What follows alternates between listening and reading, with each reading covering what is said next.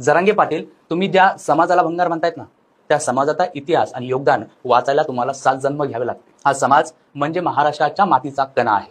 तुमची भाषा एखाद्या गल्लीतल्या दादागिरी करणाऱ्या गुंडासारखी झाली.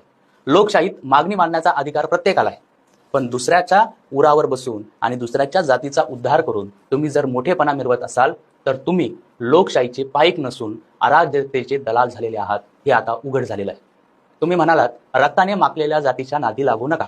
तुम्हाला रक्ताचा इतिहास काय माहिती आहे? जर तुमचा रोग एका विशिष्ट समाजाकडे असेल आणि त्यातल्या त्यात तो जर वंजारी समाजाकडे असेल तर सांगतो ऐका, वंजारी समाजाचं रक्त हे संघर्षाचं प्रतीक आहे. हे विसरून चालणार नाही. हे रक्त या मातीसाठी सांडलेलं आहे. गोपीनाथराव मुंडे साहेबांनी जेव्हा या महाराष्ट्रात संघर्षाची मशाल पेटवली तेव्हा त्यांनी कधीच एका जातीचा विचार केला नाही. त्यांनी बहुजन समाजाला एकत्र केलं. त्यात तुमचाही समाज होताच ना.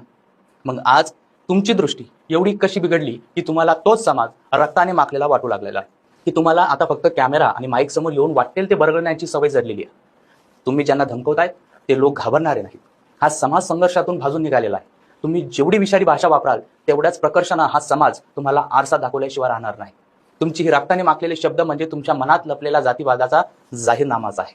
मनोज जरांगे, तुम्ही आरक्षणाच्या नावाखाली सुरुवातीला जे भावनिक आवाहन केलं त्याला महाराष्ट्राने साथ दिली होती, पण आता तुमचं हे आंदोलन नसून एक पब्लिसिटी स्टंट बनलेलं आहे.